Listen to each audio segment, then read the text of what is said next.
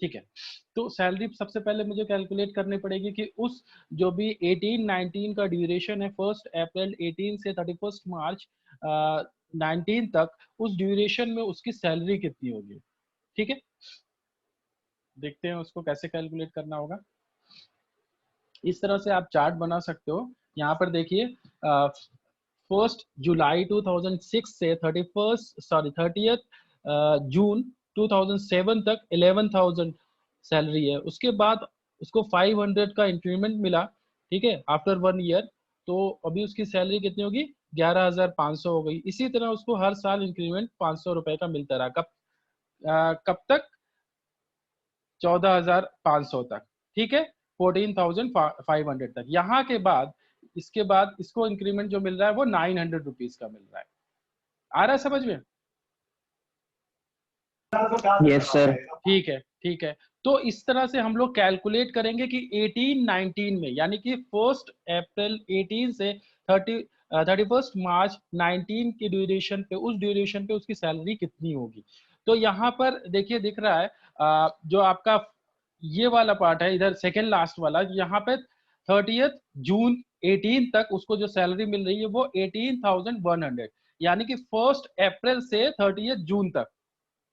ठीक है, जो हमारा जो फाइनेंशियल ईयर है वो स्टार्ट हो रहा है 1 अप्रैल 18 से। ठीक है, तो 1 अप्रैल 18 से 30 अब जून 18 तक, यानी कि अप्रैल मई जून, ये 3 महीने उसको 18,100 मिल रहा है। उसके बाद जुलाई से के बाद से 30 मार्च तक उसको सैलरी मिल रही है 19,000। ठीक है, तो यहाँ पर हमें ये पता चल गया कि उसकी बेसिक सैलरी उस ड्यूरेशन में, फाइनेंशियल ईयर में, कितनी उसको सैलरी मिल रही है। बस यही कैलकुलेशन था, और इसमें ज्यादा कुछ नहीं। और मुझे कैलकुलेट करना है यहाँ पर डियरनेस अलाउंस। जैसे पहले बताया कि डियरनेस अलाउंस जो है पहले 6% है, लेकिन बेसिक पे तो आपको उस ड्यूरेशन में जो बेसिक पे है उस पे केवल आपको जो है 6% देना है। तो बेसिक पे जैसे कि यहाँ पे अप्रैल टू सितंबर का यहाँ पे कैलकुलेट किया गया है। ठीक है, तो वो आ गया आपका 6%। उसके बाद अक्टूबर में आपका आ गया 10%। ठीक है, क्लियर है सभी को? मतलब कि जैसे मैंने यहाँ पर अभी किया था, यहाँ पर देखिए, यहाँ पर 18,100, ये कब तक है, जून तक ही तो है। तो अप्रैल मई जून, ये 3 महीने 18,100, बाकी के महीने 19,000। ठीक है, तो यहाँ पर वही चीज दी गई है, 18,100 बेसिक पे लिया गया है फॉर 3 मंथ्स, और यहाँ पे 6% है इसका डियरनेस अलाउंस। ये आपका 6% डियरनेस अलाउंस हो गया 3,258। इसके बाद आपका जून के बाद जुलाई अगस्त सितंबर, ये 3 महीने, मतलब 6 महीने इसने 6% दिए है ना, तो ये जुलाई अगस्त सितंबर, ये 3 महीने फिर आप सैलरी लोगे, उसका 6% कैलकुलेट करोगे, ये आ गया आगा अप्रैल से सितंबर तक का डियरनेस अलाउंस। उसके बाद अक्टूबर से मार्च तक का 10% है। सैलरी तो आपकी 19,000 ही रहने वाली है, और इसका जो है आप क्या निकालोगे, 10%। और कितने पीरियड, ये ड्यूरेशन कितना है, 6 मंथ। ठीक है, इसका 10% निकाल लिया, ये आपका आ गया 11,400। तो इस तरह के क्वेश्चंस भी पूछे जा सकते हैं जहां पर आपको डियरनेस अलाउंस या बेसिक पे कैलकुलेट करना पड़े। किसी को इसमें कोई डाउट है? 1 मिनट, क्वेश्चन दिखा दीजिए, डियरनेस अलाउंस का देखना है, उसमें डाउट हो रहा है थोड़ा। हाँ हाँ ठीक है, देख लो क्वेश्चन, देख लो, मैं फुल स्क्रीन कर दे रहा हूँ। हाँ ठीक है।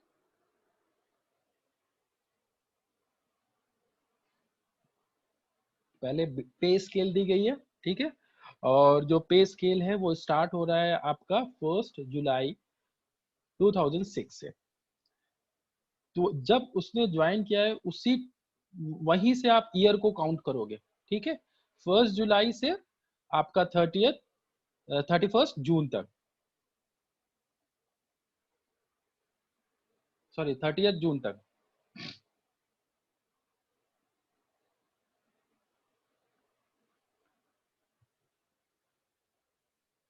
ठीक है सर, लेकिन ऊपर जो 1 जुलाई का जो वो है सर, उसमें डेट जो है 2006 गिवन है सर।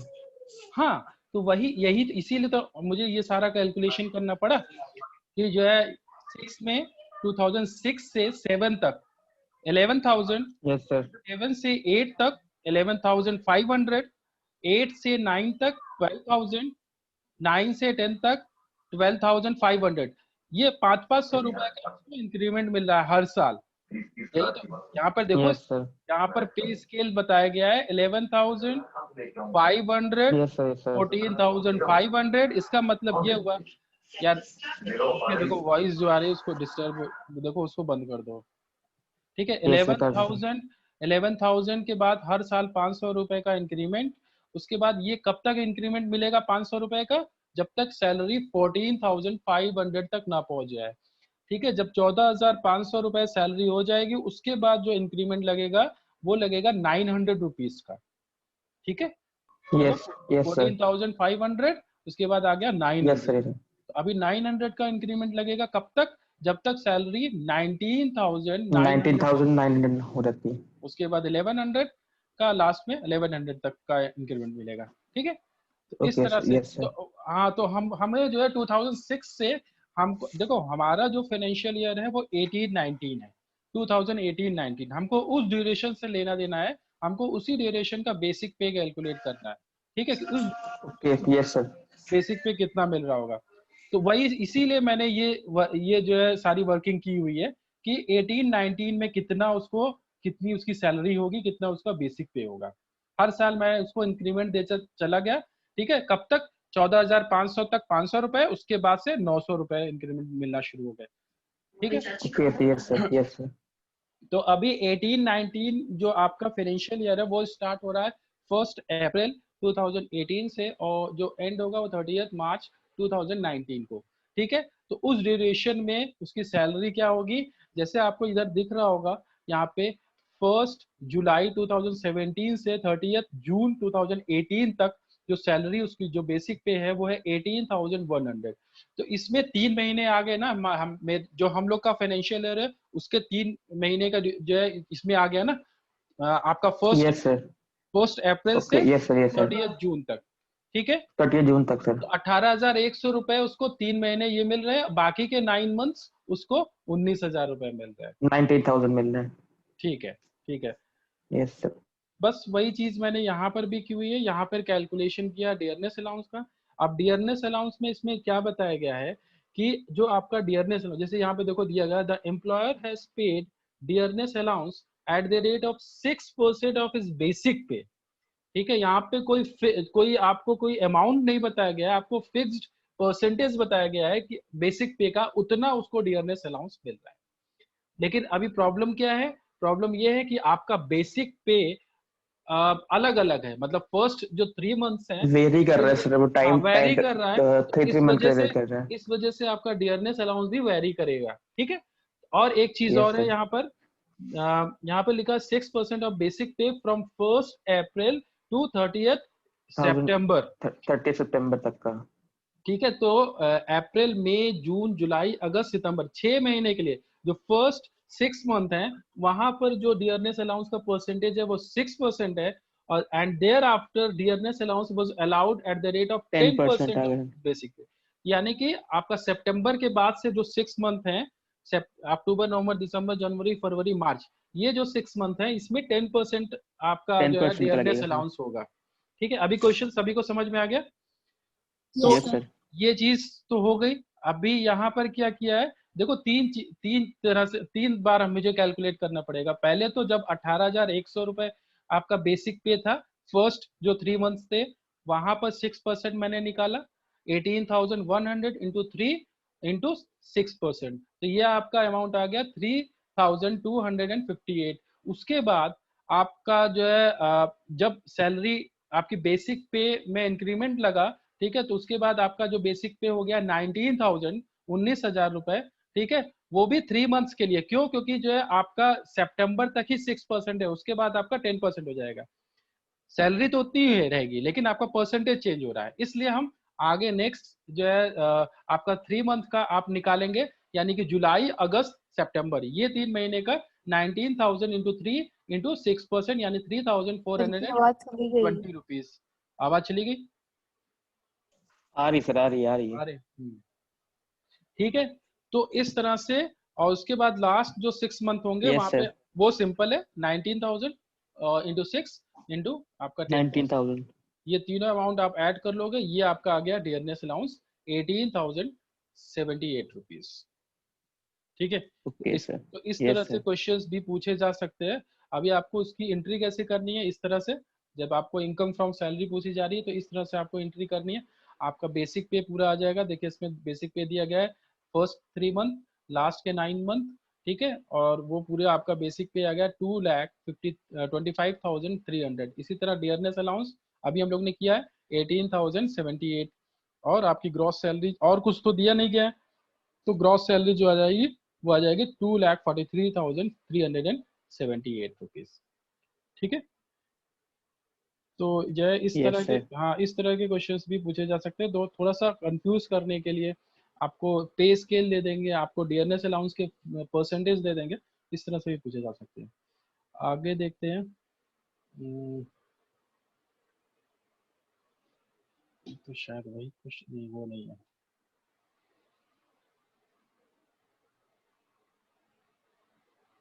अच्छा, वैसा ही क्वेश्चन ये भी है शायद।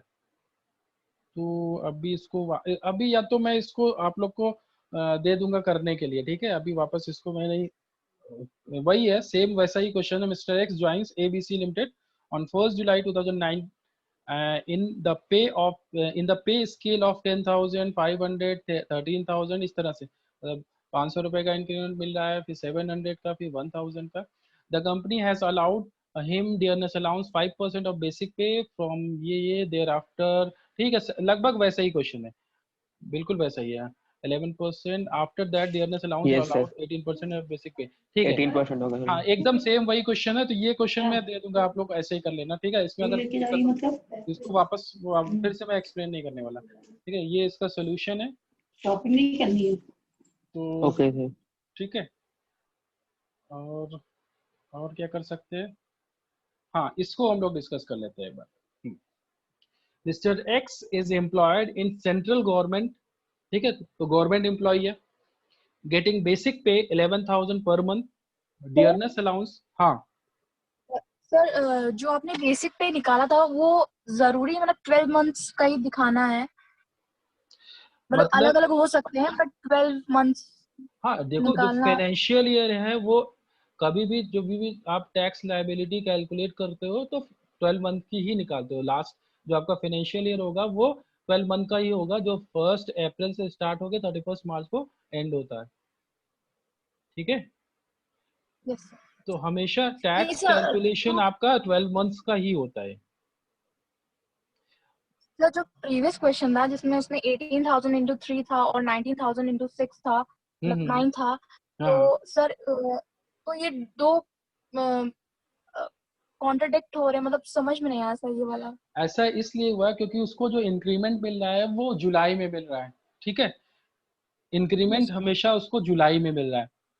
ठीक है, इस वजह से प्रॉब्लम ये हो रही है कि जो अप्रैल, मई, जून, ठीक है, ये 3 महीने की सैलरी कुछ और है और जुलाई में उसको इंक्रीमेंट मिल जा रहा है, इस वजह से सैलरी थोड़ा सा बढ़ के मिल जा रही है। ठीक है, तो उनको उसको ओके सर। इंक्रीमेंट, लेकिन हम देखो फाइनेंशियल हमेशा टैक्सेशन के पर्पज से जो हमारा फाइनेंशियल ईयर है वो 1 अप्रैल को ही शुरू होगा और 31 मार्च को ही एंड होगा। ठीक है, इससे मतलब नहीं है कि उस एम्प्लॉय को सैलरी कब इंक्रीमेंट मिल रहा है या कब उसकी सैलरी बढ़ रही है, इससे मतलब नहीं होता है। ठीक है, हमेशा ये ड्यूरेशन 1 अप्रैल से स्टार्ट होकर 31 मार्च नेक्स्ट ईयर 31 मार्च को ही एंड होगा। ठीक है, तो अगर बीच में कभी इंक्रीमेंट मिल रहा है, सपोज बहुत सारी ऑर्गेनाइजेशन में जनवरी में इंक्रीमेंट मिलता है, बहुत सारी ऑर्गेनाइजेशन में मार्च में मिलता है, ज्यादातर ऑर्गेनाइजेशन में मार्च में इंक्रीमेंट मिलता है। ठीक है, तो सबकी अपनी पॉलिसीज होती है, तो उसके अकॉर्डिंग टैक्सेशन पॉलिसी थोड़ी ना चेंज करेंगे। तो जैसे जैसे तो वो उस ड्यूरेशन में जितनी सैलरी उस एम्प्लॉय को मिल रही होती है वो पूरी कैलकुलेट करते हैं। जैसे यहाँ पर क्या किया गया था, फर्स्ट 3 मंथ में उसकी सैलरी 18,100 थी और लास्ट के 9 मंथ में 19,000 इंक्रीमेंट मिल गया, इसलिए 19,000 हो गई। ठीक है, यस सर। Yes sir. तो mister X is employed in central government getting basic pay 11,000 per month, dearness allowance 5,000 per month, house rent allowance HRA उसको मिल रहा है। यहाँ पर हमें कैलकुलेशन करना पड़ेगा एचआरए के लिए, टैक्सेबल एचआरए हमें कैलकुलेट करना है। एचआरए 4,000 पर मंथ, फर्स्ट कब तक, 1 जुलाई 2018, ठीक है। However employee is residing in the house of his parents, employer has paid cash allowance 300 rupees per month, medical allowance, ये सारे जो भी अलाउंसेस हैं ये फुली टैक्सेबल है, चाहे आप कैश अलाउंस की बात करें, मेडिकल अलाउंस की बात करें, ठीक है। एंड एंटरटेनमेंट अलाउंस जैसे मैंने कल बताया था, पूरा पूरा आपको एंट्री करनी है, बाद में इसमें डिडक्शन मिलेगा। Employer has paid professional tax, ये भी कल बताया था मैंने, 75 rupees per month on behalf of employee. Employee has saved 35 rupees per month out of entertainment allowance, ठीक है। और employee is member of club and is paying a membership fee 300 rupees, ये उसको परक्यूजिट मिल रहा है, ठीक है, 300 रुपीज पर मंथ। नहीं, परक्यूजिट नहीं है ये, employee is a member of club and is paying membership fee 300 rupees per month, ठीक है। Compute employee's income under head salary and tax liability for the assessment year 1920। तो यहाँ पर कुल मिला के जो कैलकुलेशन करना है वो एंटरटेनमेंट अलाउंस का कैलकुलेशन करना है और HRA, ठीक है। और इसमें ज्यादा कोई कैलकुलेशन नहीं करना है। देखिए यहाँ पे वर्किंग नोट आपको केवल दिख रहा होगा HRA का और एंटरटेनमेंट, बाकी सारे अमाउंट में कुछ नहीं करना है, जो जितना अमाउंट है उतना आपको एंट्री कर देनी है। कैलकुलेशन वाला पार्ट केवल आपका हाउस रेंट अलाउंस का ही है और एंटरटेनमेंट अलाउंस का ही है, ठीक है। ये मेरे ख्याल से अभी HRA को बताने की जरूरत नहीं है, मैं बहुत बार डिस्कस कर चुका हूँ HRA को सॉरी, ठीक है। इंटरटेनमेंट अलाउंस भी मैंने लास्ट क्लास में बताया हुआ था, ठीक है, जो actual receive 5000 and 20% of basic पे, वो सारी चीजें कैलकुलेट करने के बाद ये आपका जो भी टैक्सेबल टैक्सेबल एक मिनट क्या प्रॉब्लम है, हाँ, यहाँ पर आपका जो टैक्सेबल HRA आ रहा है 36,000 और आपका जो एंटरटेनमेंट अलाउंस आ रहा है वो आ रहा है 1400। ये क्या 14 सॉरी 4800, ठीक है, 4800, ये आपका आ गया डिडक्शन अमाउंट कि आपको इतना डिडक्ट करना है, ठीक है। ये तो सभी को क्लियर है ना, इसमें किसी को डाउट तो नहीं है HRA कैलकुलेशन में और एंटरटेनमेंट अलाउंस में। लास्ट क्लास में मैंने एंटरटेनमेंट अलाउंस बताया, उसके पहले HRA में मैंने बताया, कुछ डाउट हो तो पूछ यस लो। सर। मेन मैंने ये क्वेश्चन इसलिए लेके आऊं, आप ये स्टेटमेंट देख लो किस तरह से क्वेश्चन ये सारे किए जाते हैं, ठीक है। यहाँ पर देखिए सबसे पहले लिखा है बेसिक पे, आपको पूरा 12 मंथ का ले लिया, यहाँ पर कोई पे स्केल वगैरह नहीं है, कोई इंक्रीमेंट नहीं है, तो इसलिए जो बेसिक पे था 11,000 इंटू 12 कर दिया, ठीक है। इसी तरह डियरनेस अलाउंस पूरा पूरा ले लिया। HRA वर्किंग नोट अभी मैंने दिखाया, जो भी टैक्सेबल पार्ट है वो आपको केवल लिखना है यहाँ पे 36,000, ठीक है। ये सारे क्वेश्चंस मैं दे दूंगा आप लोग को उधर गूगल क्लासरूम पे, आप लोग करने की कोशिश करना, ठीक है। अगर कुछ प्रॉब्लम होती है कैलकुलेशन में, HRA कैलकुलेशन या एंटरटेनमेंट अलाउंस कैलकुलेशन में, तो फिर पूछ लेना, मैं अभी वो कैलकुलेशन नहीं बता रहा हूँ। इसके बाद कैश अलाउंस जैसे मैंने बताया था फुली टैक्सेबल है, जितना अमाउंट है पूरा पूरा अमाउंट लिख दिया। मेडिकल अलाउंस पूरा लिख दिया। एंटरटेनमेंट अलाउंस पूरा कर दिया। एंटरटेनमेंट में क्या करते हैं, पहले जितना एंटरटेनमेंट अलाउंस होता है पूरा पूरा उसकी हम लोग एंट्री कर देते हैं, बाद में आफ्टर जब हम ग्रॉस सैलरी कैलकुलेट कर लेते हैं उसके बाद हम डिडक्शन देते हैं, ठीक है। तो वही चीज यहाँ पर किया गया, एंटरटेनमेंट अलाउंस पूरा पूरा दे दिया। और प्रोफेशनल टैक्स जैसे मैंने पहले बताया था, जो भी एम्प्लॉयर पे करता है वो पार्ट आप पहले सैलरी में इंक्लूड करते हो, बाद में उसका डिडक्शन दे देते हो, ठीक है। तो इस तरह से सारे अलाउंसेस, सारे परक्विजिट्स और जो भी सैलरी बेसिक पे वगैरह डियरनेस अलाउंसेस वगैरह सारी चीजें करने के बाद आपकी ग्रॉस सैलरी आ जाएगी 2,40,300 रुपीज। इसके बाद हम लोग डिडक्शंस हम लोग को देना होता है। डिडक्शंस जैसे मैंने बताया, स्टैंडर्ड डिडक्शन क्या होता है, स्टैंडर्ड डिडक्शन 40,000 और जो भी ग्रॉस सैलरी है दोनों में जो लिस्ट अमाउंट है, तो यहाँ पे तो 40,000 की लिस्ट अमाउंट है, 40,000 ही कम है, तो आप वो डिडक्शन दे दोगे 40,000 रुपए का। उसके बाद एंटरटेनमेंट अलाउंस का अभी हम लोग ने कैलकुलेशन किया हुआ था, तो वहां पर जो डिडक्शन मिलेगा वो 4800 का मिलेगा। उसके बाद प्रोफेशनल टैक्स में जितना भी पार्ट एम्प्लॉयर ने पे किया हुआ है वो मुझे डिडक्शन मिल जाएगा 900 रुपीज का। यहाँ पर इतना सब कुछ कैलकुलेशन करने के बाद ये क्या हो गया, क्या प्रॉब्लम है, हाँ, यहाँ पर इतना कैलकुलेशन करने के बाद अभी हमारी इनकम आ जाएगी income under the head salary, ठीक है, ग्रॉस टोटल इनकम, ये हमारे आ गए। उसके बाद जो डिडक्शंस दिए जाते हैं, एटीसी, एटीयू, ये सारी चीजें अभी हम लोग ने डिस्कस नहीं की हुई है, ठीक है, वो अभी हम लोग आगे हम लोग को डिस्कस करना है ये सारे डिडक्शंस, तो वो हम लोग बाद में करेंगे। अभी यहाँ पर इस क्वेश्चन में कुछ वैसा था भी नहीं। उसके बाद आपके आ गया इनकम, टोटल इनकम, इस पर मुझे टैक्स लायबिलिटी कैलकुलेट करनी होगी, ठीक है। तो इस तरह के क्वेश्चंस आपके एग्जाम में पूछे जा सकते हैं। अभी मैं आपको एक चैट बॉक्स में एक लिंक शेयर कर रहा हूँ, उधर आप लोग उसको अटेम्प्ट करो वो क्वेश्चन को, ठीक है। और ये मीटिंग अगर ओवर भी हो जाती है फिर भी आप लोग उसको अटेम्प्ट जरूर करना है, और उसको जरूर अटेम्प्ट करना है। 2 क्वेश्चन मैंने दिए हुए हैं, और अगर कुछ प्रॉब्लम होती है तो बाद में हम लोग उसको डिस्कस कर लेंगे। वैसे मेरे ख्याल से कुछ प्रॉब्लम तो नहीं होनी चाहिए, क्योंकि वैसे क्वेश्चंस हम लोग ऑलरेडी कर चुके हैं।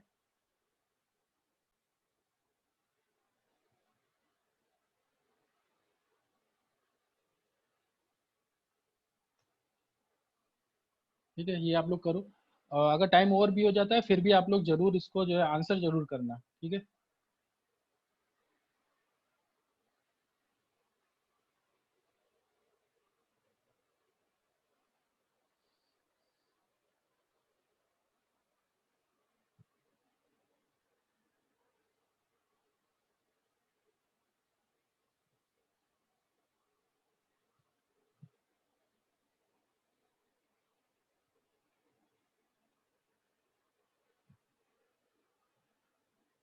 और एक बात और, कल मैं क्लास टेस्ट आप लोग का लेने वाला हूँ।